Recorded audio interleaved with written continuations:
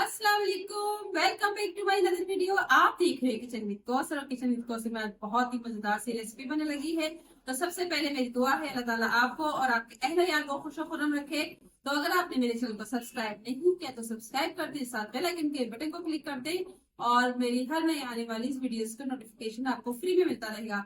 तो चलिए ये रेसिपी स्टार्ट करते हैं। बिस्मिल्लाहिर्रहमानिर्रहीम। अब हम क्या करेंगे, एक पतीले में हमने पानी डाल लिया है। अच्छा, पानी आपने उतना डालना है जितना आपको सूप बनाना है। तो ये था 500 ग्राम चिकन और चिकन बोनलेस है और मैंने इसमें डाल दिया है। आप बोन समेत भी डाल सकते हैं क्योंकि उससे भी बहुत अच्छा टेस्ट आता है। तो इसमें बस छोटा सा एक प्याज डाल देंगे, साथ काली मिर्च डाल देंगे। काली मिर्च डाली मैंने 1 टीस्पून और इसको हम इतना पकाएंगे कि चिकन गल जाए। अच्छा, मैंने जो प्याज डाली है ना वो खुशबू के लिए डाली है और जायके के लिए। तो ये इसमें नमक भी साथ ही डाल देंगे और नमक डाला है मैंने 1 टेबल स्पून क्योंकि नमक थोड़ा ज्यादा डलता है। अच्छा, ये देखें चिकन गल चुका है और इसको मैं अब निकाल लूंगी। चिकन भी निकाल लेंगे, जो प्याज डाला है वो भी निकाल लेंगे क्योंकि बहुत अच्छा सा फ्लेवर आ गया है प्याज का भी। तो अब इसमें से हम जो चिकन निकाला है उसके रेशे बना लेंगे। अब मैंने रेशे बना लिए हैं चिकन के।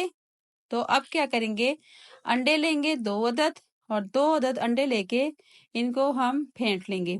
अच्छा, कुछ लोग होते हैं बॉयल अंडे भी डालते हैं, तो आप चाहें तो बॉयल भी डाल सकते हैं। मैं फेंट के डालूंगी। कॉर्नफ्लोर ले लिया है 4 टेबल स्पून लेंगे हम, क्योंकि हमने उस हिसाब से लिया है जितना पानी है। तो थोड़ा ज़रा ज़्यादा जाता है कॉर्नफ्लोर। गाढ़ा करना होता है सूप को, जब तक गाढ़ा ना हो सूप तो मज़ा नहीं आता। और इसको हम पानी से घोल लेंगे। तो इसको ऐसा घोलने, इसमें गुठलियाँ बिल्कुल भी ना बने। तो बहुत अच्छा सा घोलने के बाद इसमें हम कुछ और चीज़ें ऐड करेंगे सूप में। और ये देखें, तीनों चीज़ें रेडी हो चुकी हैं। ये है चिकन के रेशे और चिकन के रेशे मैं इसमें डाल दूंगी। सबसे पहले हमने चिकन के रेशे डालने हैं और बॉयल आने का इंतजार करेंगे क्योंकि हमने जब बॉयल आ जाएगा तो कॉर्नफ्लोर ऐड करना है। तो ठंडे पानी में यानी यखनी में कॉर्नफ्लोर हमने नहीं डालना वरना गुठलियां बन जाएंगी। और आप देख सकते हैं यखनी में उबाल आ गया है।